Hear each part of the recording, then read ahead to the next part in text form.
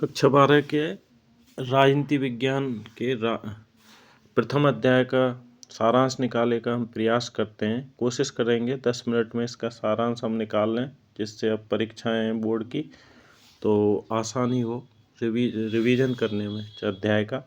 देखिए, ये जो अध्याय है राष्ट्र निर्माण की चुनौतियां, ये आज़ादी के बाद के भारत के बारे में वर्णन करता है कि उस समय कौन कौन सी चुनौतियां भारत के सामने आई थी।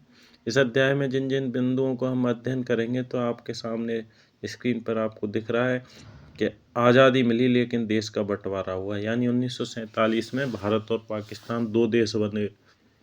और दूसरा, भारत में आज़ादी के समय लगभग 562 राजा राज करते थे, यानी देसी रियासतें हुआ करती थी। इन सारी रियासतों को मिलाकर एक करना, उनको समझाना, भारत में मिलाना बहुत ही मुश्किल काम था। तीसरा, पूरा जो भारत था ये विविधताओं से भरा हुआ था। अलग अलग जाति, धर्म और भाषा और क्षेत्रीयता यहाँ फैली हुई हैं। उन सबको आपस में सामंजस्य करके एक बनाए रखना, ये भी उस समय के नेताओं के लिए एक बड़ी चुनौती थी। तो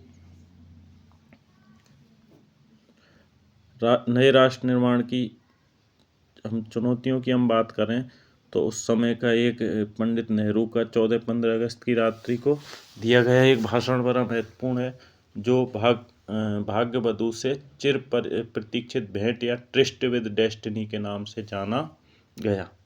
अब देखिए, इन तीनों चुनौतियों को किससे पार पाना कोई आसान काम नहीं था। ये तीन चुनौतियां देखिए, पहली और तात्कालिक चुनौती थी एकता के सूत्र में बंधे एक ऐसे भारत को, क्योंकि भारत और पाकिस्तान दो राष्ट्रों में भारत विभाजित हुआ था, इसलिए इस पूरे भारत को एक बनाए रखना बहुत ही मुश्किल काम था।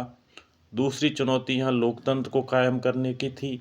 तीसरी चुनौती विकास, जिससे पूरे देश का, सभी लोगों का, सभी वर्गों का, सभी समाजों का, सभी धर्मों का विकास हो, ये चीज़ भी भारत के नेताओं को देखनी थी। तो इन सब का सामना करने के लिए क्या क्या किया गया।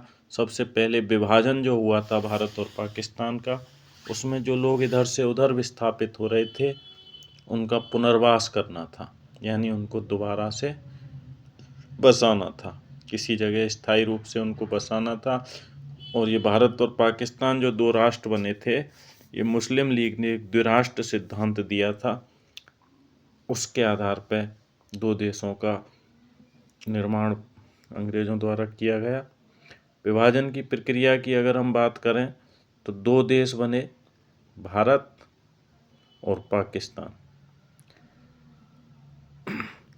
समस्या बहुत आसान लगती है, लेकिन ये गंभीर समस्या थी। दो देश अलग देश हुए हैं और दो देशों का इधर से उधर उन लोगों का पुनर्वास और विस्थापन होना नेताओं के सामने बहुत बड़ी समस्या थी। अब देखिए, विभाजन के परिणाम क्या निकले। एक तो जनता इधर से उधर जाने को मजबूर हुई, लोगों को अपनी ज़मीन घर बार छोड़ने पड़े। दूसरा, वो जिस जगह पे जाके रहे वहाँ उनके लिए रोजगार और खाने पीने की समस्याएं आई। बहुत से लोगों को मार डाला गया, बहुत से लोगों ने अपने घर बार छोड़े, बहुत से बच्चे अनाथ हुए, बहुत सारे लोग अपने रोजगार और अपनी पुश्तैनी ज़मीनों को छोड़ना पड़ा। तो बहुत ही मुश्किल काम था उस समय इन सब समस्याओं से लड़ना।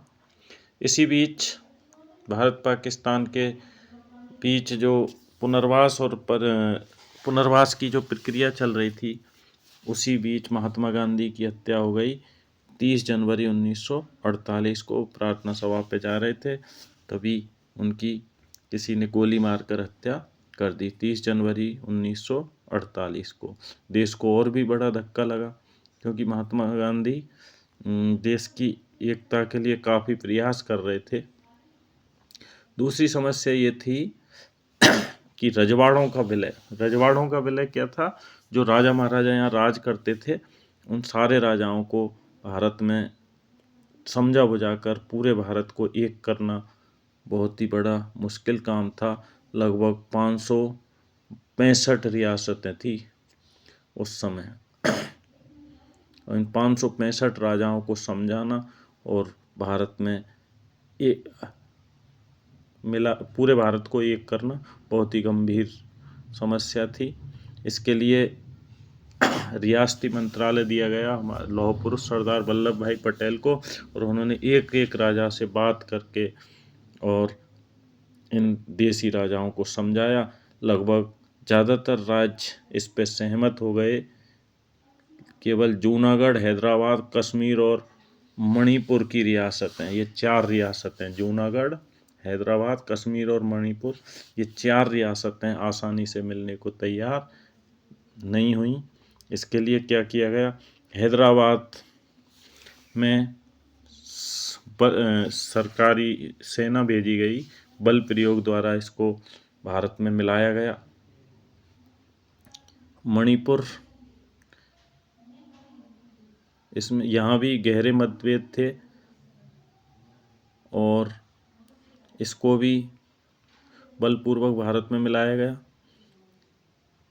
केवल कश्मीर के राजा हरि सिंह ने, जब पाकिस्तान ने आक्रमण कर दिया, उस समय सशर्त विलय की अनुमति दे दी थी भारत में। इस तरह से विलय पत्र पर हस्ताक्षर के द्वारा कश्मीर को मिलाया गया।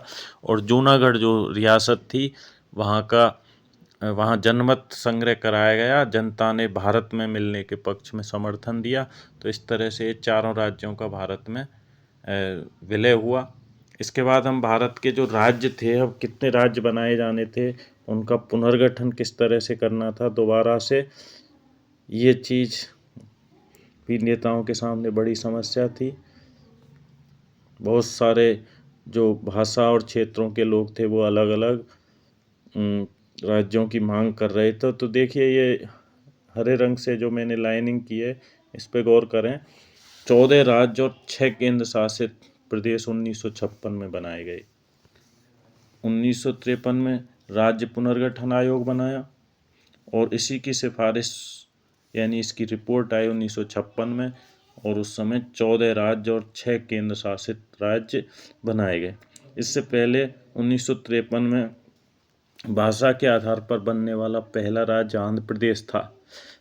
ये भारत का नक्शा देखिए, उस समय 1961 का ये मानचित्र है। 1961 में 14 राज्य और 6 केंद्र शासित प्रदेश वाला ये नक्शा।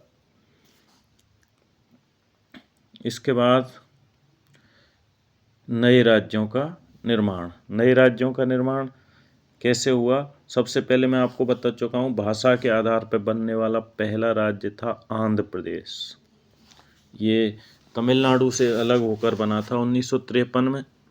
भारत के जो नेता थे वो भाषा के आधार पर राज्य बनाने के पक्ष में नहीं थे, परंतु पोट्टी श्री रामुलु के नेतृत्व में लंबी भूख हड़ताल चली और उनकी मृत्यु के बाद पहला राज्य बनाना पड़ा आंध्र प्रदेश भाषा के आधार पर।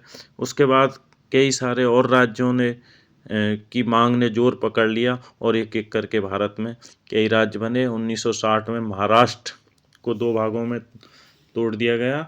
महाराष्ट्र और गुजरात राज्य, मुंबई राज्य हुआ करता था 1960 में।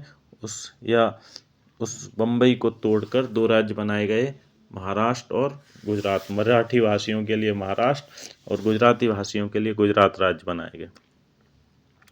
पंजाब जो राज्य था उसमें भी हिंदी भाषी और पंजाबी भाषी में विवाद था, इसलिए 1966 में पंजाब को तोड़कर 2 राज्य बनाए गए, पंजाब और हरियाणा। 1972 में मेघालय, मणिपुर और त्रिपुरा, मेघालय, मणिपुर और त्रिपुरा, ये तीनों राज्य 1972 में अस्तित्व में आए। नागालैंड इनसे पहले 1963 में ही राज्य बन गया था। हालांकि राज्यों के बनने की प्रक्रिया लगातार अभी भी जारी है। 3 राज्य उत्तर प्रदेश, मध्य प्रदेश और बिहार को तोड़कर 3 नए राज्य सन 2000 में बने।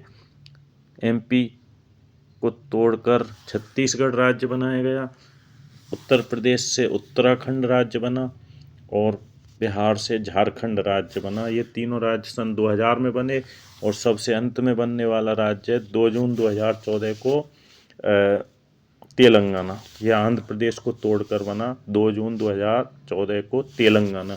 इसके बाद अंतिम जो बदलाव हुआ है वर्तमान में वो है 5 अगस्त 2019 को जम्मू कश्मीर को राज्य का दर्जा छीनकर धारा 370 जब हटाई गई तो जम्मू कश्मीर राज्य के रूप में न रहकर दो केंद्र शासित प्रदेश लेह लद्दाख और जम्मू कश्मीर उसमें से बनाए गए। तो एक राज्य कम हो गया है। वर्तमान में भारत में 28 राज्य और 8 केंद्र शासित प्रदेश। ये इस तरह से भारत का में जो चुनौतियां थी नए राष्ट्र के निर्माण में, उन चुनौतियों का सामना किया गया। तो इस तरह से कोशिश की है मैंने 10 मिनट में आपको इस अध्याय का सार निकालने में। तो मैं समझता हूँ काफ़ी मदद मिलेगी आपको इससे। ठीक है, धन्यवाद।